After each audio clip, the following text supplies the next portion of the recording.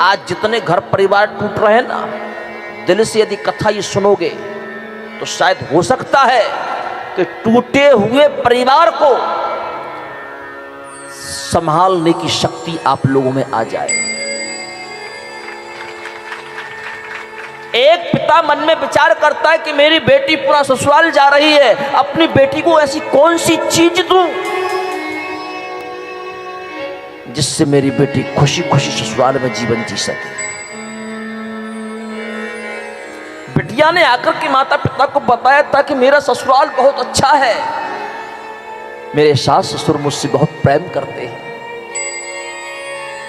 मेरा देवर है ना वो मुझसे भाभी मां कहकर के बोलता है, जो मेरी ननंद है ना बिल्कुल मेरी बहन की तरह है।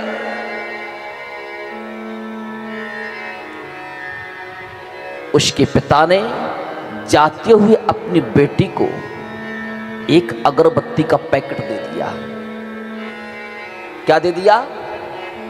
अगरबत्ती का पैकेट। उसकी पत्नी नाराज हो कि तुम पागल हो गए हो, बेटी ससुराल जा रही है, तुम उसको अगरबत्ती का पैकेट दे रहे हो, उसे कपड़े दो, उसे कुछ पैसे दो, उसको खाने के लिए कुछ सामग्रियां दो, सोना दो, चांदी दो। पत्नी के कहने पर उसके जेब में जितने पैसे रखे थे सारे के सारे पैसे निकाल करके बेटी को दे दिए।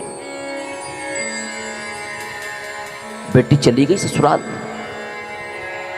ससुराल में जाकर के बेटी ने जैसी बैग रखा, अपना सूटकेस रखा, सास दौड़ी दौड़ी आई, सूटकेस चेक किया, मायके से क्या लेकर आई। लगभग होता है जब नई नई शादी से होकर के जब हम ससुराल जाते हैं ना मायके से, तो ससुराल वाले सबसे पहले बैग चेक करते हैं क्या लेकर के आई। कुछ खाने के लिए लाई होगी, हो सकता है इसकी मां ने मुझे साड़ी रखी होगी, कोई गहने रखे होंगे, लेकिन जब उसने जब बैग चेक किया तो उसमें कुछ नहीं मिला, वो अगरबत्ती का पैकेट मिला। अगरबत्ती का पैकेट जैसी उसकी सासू मां ने देखा, उसकी सासू मां नाराज हो गई कि तेरे बाप के पास कुछ और नहीं था, जा लगा ले मंदिर में अगरबत्ती। हम तो सोचते थे कि बहुत बड़े घर से आई है, तेरे बाप ने पकड़ा दी अगरबत्ती। अगरबत्ती लगाने से परिवार पलता है क्या? अगरबत्ती लगाने से पेट भरेगा क्या? लेकिन बाप ने अपनी आंखों में आंसू भर करके बेटी को अगरबत्ती का पैकेट दिया था, उस बेटी ने अगरबत्ती को सीने से लगा लिया।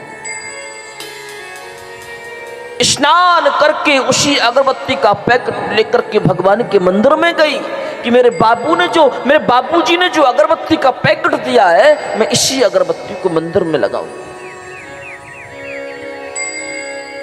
जैसे ही पूजा करके उसने अगरबत्ती का पैकेट खोला, उसमें से अगरबत्ती निकाली, उसमें एक चिट्ठी रखी हुई थी। और जैसी उस लड़की ने, उस बहू ने उस चिट्ठी को खोल करके पढ़ना चाहा, उसमें लिखा था, बेटी देने को तो मैं तुझको बहुत कुछ दे सकता था, लेकिन वो तेरे लायक नहीं था। तेरा जो जीवन है ना, ये अगरबत्ती की तरह है। अगरबत्ती खुद जलती है लेकिन पूरे घर को महका देती है। अगरबत्ती खुद जलती है लेकिन पूरे परिवार को सुगंधित कर देती है। अगरबत्ती खुद जलकर के समाप्त हो जाती है, वो किसी से कोई शिकायत नहीं करती, पर घर का माहौल बना देती है। जो घर की बहू बेटियां होती हैं वो एक अगरबत्ती की तरह होती है। उन्हें किसी से शिकायत नहीं होनी चाहिए। यदि सास तुम पर नाराज होती है, तुम उसकी नाराजगी से अंदर ही अंदर जलती रहना, लेकिन तुम उनको सुगंधित करते रहना, तुम उनको जलाने का प्रयास मत करना। तुम्हारा पति तुमको कितनी भी ताड़ना देता रहे, बेटी तू अपनी अगरबत्ती के स्वभाव को मत भूलना। तू भले ही जलते जलते बिखर जाना, लेकिन पति के जीवन में खुशियों की सुगंध भर देना। बेटी तेरी ननद तुझसे कितनी भी शिकायत करे, तो उसकी शिकायतों को सुनते सुनते समाप्त हो जाना, पर तू महकना मत भूलना। तेरी ननद ये ना कह सके कि इस अगरबत्ती में खुशबू नहीं थी। अगरबत्ती भले ही बुझ जाए, जब घर में सामान लेने के लिए नंदुरबार जाते हैं ना, तो घर के लोग कहते हैं पिताजी वो पिछली बार अगरबत्ती लेकर के आए थे, बहुत खुशबू थी, वो वाली अगरबत्ती लेकर के आना। तुम्हारे बुझने के बाद परिवार के लोग याद करें कि उस बहू जैसी कोई बहू नहीं थी, वो घर में दुखी होने के बाद भी सभी को सुख प्रदान करती थी। जैसे ही उसने ये चिट्ठी पढ़ी, चिट्ठी पढ़ करके फूट फूट करके रो पड़ी। रोने की आवाज सास ने सुनी, ससुर ने सुनी, दौड़े दौड़े आए। बहू को क्या हो गया, बहू क्यों रो रही है, बता तो सही। पर वो किसी को बता नहीं सकती, फूट फूट करके रो रही है। और जैसे सासू की नजर उस पत्रिका पर पड़ी, चिट्ठी पर पड़ी, तुरंत उसने चिट्ठी उठाई, और जैसे उसने वो चिट्ठी पढ़ी, उसकी सांस भी दंग रह गई। मैं कहाँ कागज के टुकड़ों की कामना कर रही थी, लेकिन इसके पिता ने तो अगरबत्ती के साथ इसको वो संपत्ति रख करके भेजी है। हम करोड़ों रुपए खर्च करके भी इस संपत्ति को प्राप्त नहीं कर सकते थे। इतने सुंदर संस्कार इसके पिता ने भेजे हैं। जैसे संस्कारवान हमको बहू चाहिए थी, इसके पिता ने वही संस्कार इस चिट्ठी में लिखकर इस बहू को हमारे घर में भेजा है। हमारा घर नरक नहीं, हमारा घर स्वर्ग बनकर के रह गए थी, ये बहू हमारे घर में रहेगी। सास के ससुर कहता है इसमें क्या लिखा है, जरा मुझे बताओ तो सही क्या लिखा है। ससुर ने चिट्ठी छीन ली, लेकिन आंखों में चश्मा था नहीं, दिखता नहीं था, कम दिख रहा था। उसने अपनी बेटी से कहा बेटी जरा पढ़ करके बता क्या लिखा है। बेटी ने जब पढ़ करके बताया, तो उसका पिता भी फूट फूट करके, ससुर भी फूट फूट करके रो पड़ा कि वास्तव में पिता हो तो तुम्हारे जैसा हो, जो इतने सुंदर संस्कार एक अगरबत्ती के पैकेट में रख करके लिख करके भेजे हैं। बहू तो इस घर में बहू बन करके नहीं आई, तो इस घर में साक्षात लक्ष्मी बन करके आई है। हम तेरी जितनी भी पूजा करें उतनी भी कम है।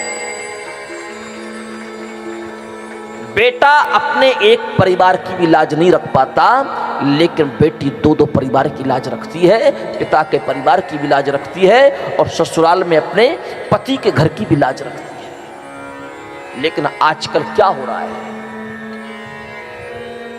जैसे विवाह हुआ बेटी का फोन चालू हो गया, दिन दिन भर अपनी मां से बात करती है। मां उसको क्या सिखाती है, डरने की जरूरत नहीं है, हम है ना, कोई 3 2 5 करे, आ जाना घर, हम रखेंगे तुझे।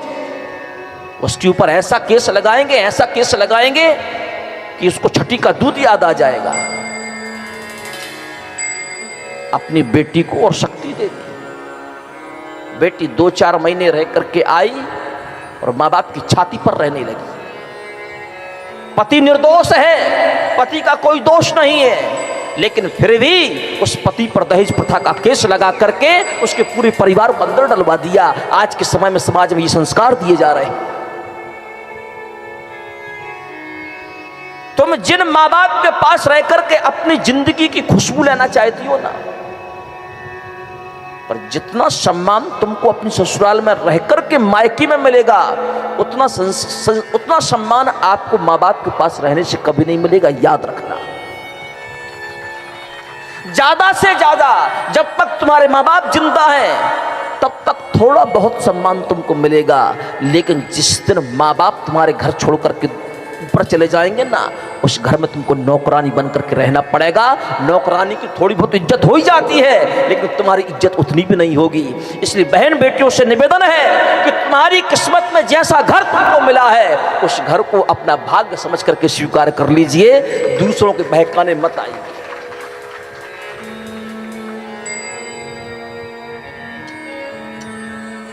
चौदह वर्ष का वनवास हुआ था भगवान राम को। सीता जी ने कहा कि मुझे अयोध्या में नहीं रहना, मैं भी आपके साथ 14 वर्ष के लिए वन को जाऊंगा। जनक जी यदि चाहते तो जनक जी ये कह सकते थे कि फूल के समान मेरी बिटिया 14 वर्ष के लिए वनवास नहीं जाएगी, मैं अपनी बिटिया को अपने घर लेकर के जाऊंगा। जनक जी कह सकते थे ये बात, लेकिन जनक जी ने वहां पर क्या बात कही? दुनिया के लोगों ने जनक जी को बहुत कुछ भरना चाहा, लेकिन जनक जी ने दुनिया वालों से यही कहा कि हम केवल अपनी बेटी के जन्म के साथी थे, हम अपनी बेटी के कर्म के साथी नहीं हैं।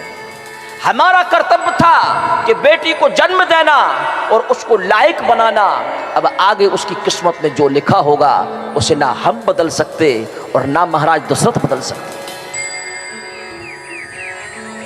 इसलिए सभी माँ बाप से निवेदन, अपनी बेटी को ऐसी शिक्षा मत दीजिए जिससे उसका घर बर्बाद हो। विवाह एक बार होता है, बार बार नहीं होता। उसकी किस्मत में जो था वो उसे मिला है। उसे अपने घर से सुंदर शिक्षा दे करके ही भेजो। घर उन्हीं के टूटते हैं जिनका 24 घंटे फोन चलता है। माताओं से निवेदन, जिस दिन आपकी बेटी ससुराल चली जाए, अपने फोन को स्विच ऑफ कर लेना। जब जरूरत पड़े उतनी ही बात करना। और यदि आपकी बेटी आपसे शिकायत भी करे कि आज ससुर जी ने ये कहा, सासू जी ने ये कहा, आप बल्कि अपनी बेटी में कमी निकालना, ससुराल वालों में कमी मत निकालना। यदि एक बार आपने अपनी बेटी को फटकार दिया ना, दूसरी बार आपकी बेटी कभी आपसे शिकायत नहीं करेगी और खुशी खुशी अपने ससुराल में रहने लग जाएगी। सुखी सुखी ससुराल में रहना सीख जाएगी। ये सत्संग हमको जोड़ना सिखाता है, सत्संग हमको रहना सिखाता है, सत्संग हमको बोलना सिखाता है, सत्संग हमको संस्कार देता है। ये सीखिए।